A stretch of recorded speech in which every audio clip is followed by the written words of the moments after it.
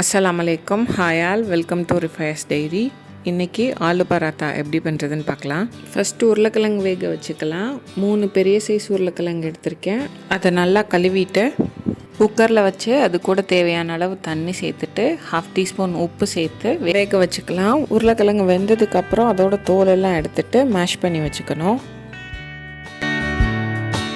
இப்போ ஆலு பராத்தாக்கு தேவையான மாவு பிசைஞ்சிடலாம். நான் 2 கப் கோதுமை மாவு எடுத்திருக்கேன்.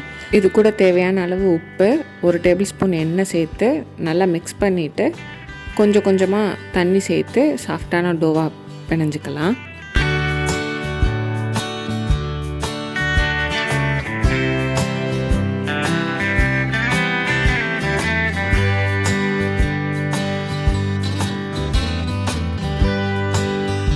இந்தளவு சாஃப்டாக வந்ததுக்கப்புறம் இது மேலே கொஞ்சம் எண்ணெய் தடவி இதை மூடி ஒரு 1/2 மணி நேரம் டிஸ்டர்ப் பண்ணாமல் விட்டுடலாம்.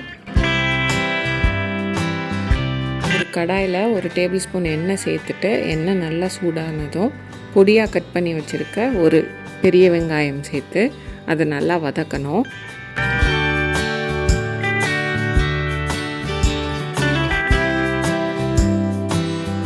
வெங்காயம் நல்லா வதங்கினதுக்கப்புறம் அது கூட பொடியாக கட் பண்ணின பச்சை மிளகா, 1/4 டீஸ்பூன் மஞ்சள் தூள், 1/2 டீஸ்பூன் கரம் மசாலா, 1 டீஸ்பூன் மிளகாய் தூள், 1 டீஸ்பூன் இஞ்சி பூண்டு விழுது, இதெல்லாம் நல்லா வதக்கிட்டு தேவையான அளவு உப்பு சேர்த்து வதக்கிட்டு அதுக்கப்புறமா மசிச்சு வச்சுருக்க உருளைக்கிழங்கை சேர்த்து எல்லாத்தையும் சேர்த்து கலந்து விடணும்.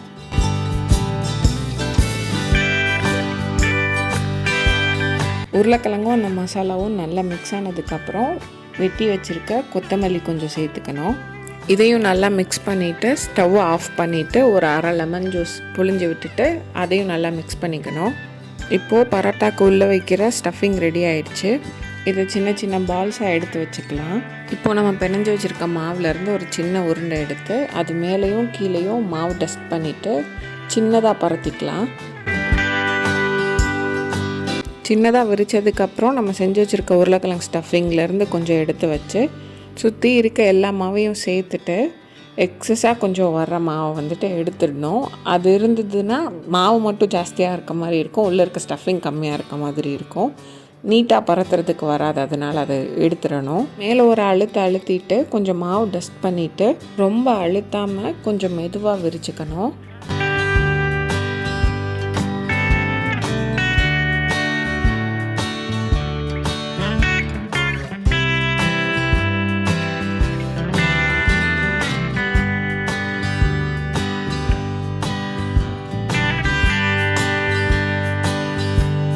ஒரு பேனில் எண்ணெய் தடவிட்டு இந்த பராத்தாவை போட்டு 2 சைடும் வெந்து வர்ற வரைக்கும் திரும்ப திரும்ப போட்டு எடுக்கணும். அடுப்பு சிம்மரில் இருக்கணும்.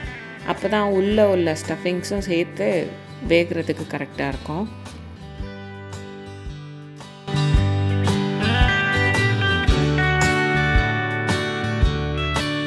ரெண்டு பக்கமும் நல்லா செவந்து வந்ததுக்கப்புறம் எடுத்துடலாம். ஆலு பராட்டாக்கு ஒரு நல்ல காம்பினேஷன் கெட்டியான தயிர். ட்ரை பண்ணி பார்த்துட்டு எப்படி இருந்துச்சுன்னு கமெண்ட்ஸில் சொல்லுங்கள். இந்த வீடியோ உங்களுக்கு பிடிச்சிருந்ததுன்னா ரிஃபயஸ் டைரிக்கு லைக் பண்ணுங்கள், சப்ஸ்கிரைப் பண்ணுங்கள், ஷேர் பண்ணுங்கள்.